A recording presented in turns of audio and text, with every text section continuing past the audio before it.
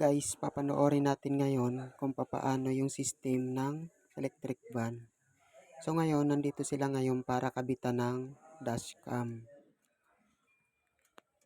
At chinecheck din nila kung papaano yung system ng pag-charge at chinecheck up din nila kung functional lahat para sa pagre-ready dahil ito yung gagamitin sa airport. So, ang ganda na guys, no?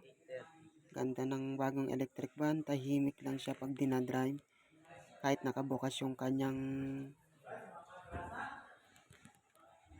electric, hindi mo siya maririnig na umiingay. Hindi katulad ng mga di makina. Ayan yung system niya. Ayun. Susubaybayan natin kung papaano nila ito sina-charge. Ayun, ginagamitan pala ito ng plug-in. Nandun yung plug-in. Yun yung gagamitin sa pagcha-charge. Ngayon, paano kaya ang pagcha-charge nito? Yun yung ating